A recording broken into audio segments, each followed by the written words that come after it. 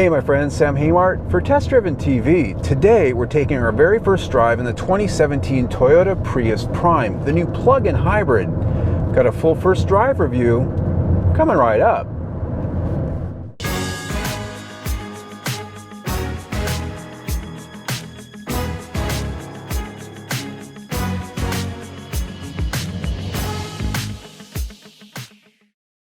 The first thing I have to admit really pleases me about the new Prius Prime is the unique styling they've given it. Citing that buyers wanted something special for their extra spend up, Toyota gave the Prime its own unique face and rear styling treatments. Up front, this means a unique hood that wraps over the sides, unique fenders, and a completely different front fascia and grille. That, by the way, is a translucent panel with some slick pattern work behind it and some very handsome quad-beam LED headlights. The lower fascia has stacked LED lights as well as larger grills and gills that I honestly think looks way more handsome than the Prius liftback. Wheels too are unique to the Prime. Here, 15-inch alloys with wheel covers, that design's similar to those on the Prius models. At the rear it's special too, with a dual-wave rear glass with curvature that flows down into the rear deck and caps off very nicely with some artfully conceived taillights. It provides an interesting view through the rearview mirror, and that hatch, by the way, has a frame made of carbon fiber to save weight, something you can see and feel when you open it. The Dash 2 is unique, the first Toyota to sport an 11.6-inch portrait-style touchscreen display. This is, of course, on the upper trim grades, but it houses controls and content for most every infotainment and driver information set you'd ever expect to find, and then some. For our short brief drive today, I'll simply say that it's something I hope that makes its way into more vehicles soon, as it's a joy to use.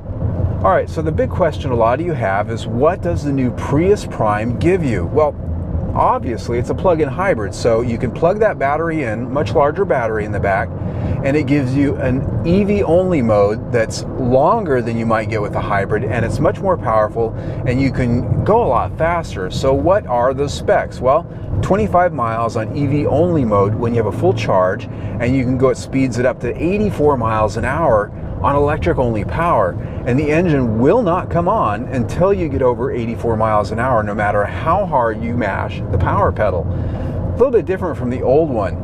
So you can actually drive this thing around truly like an electric vehicle, and it really does get up to freeway speed pretty well on electric power. Now 0 to 60 times, Toyota tells us 0 to 60 right around 11 seconds in hybrid mode with the gas engine and the electric motors.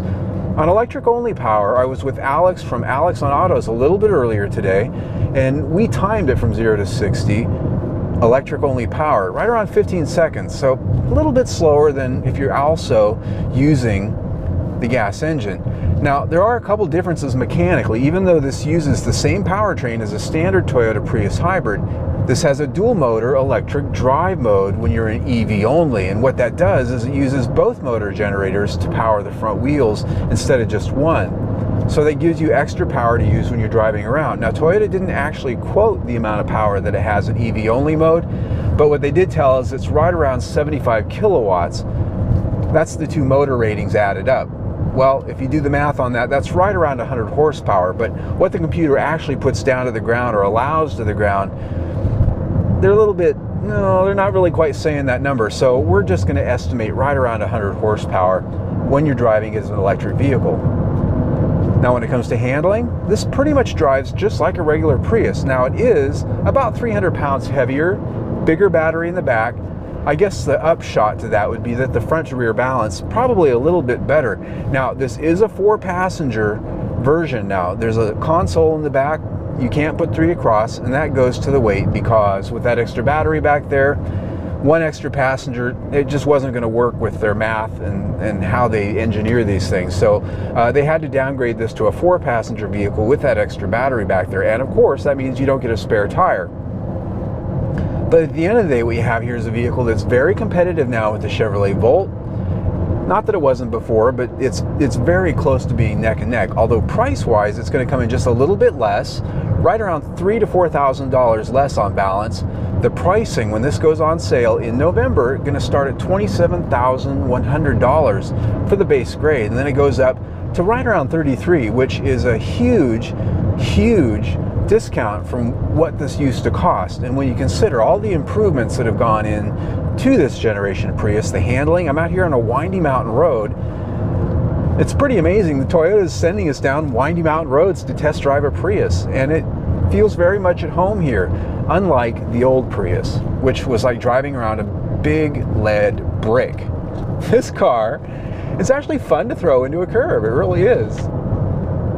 Now, of course, I'll have a far more detailed review a little bit later down the road when I have more time to spend with this vehicle. Until then, click on the big red link right here and subscribe to our YouTube channel, because I do test drive 1 or 2 vehicles a week, plus a new video almost every other day. There's always something new. So stay tuned.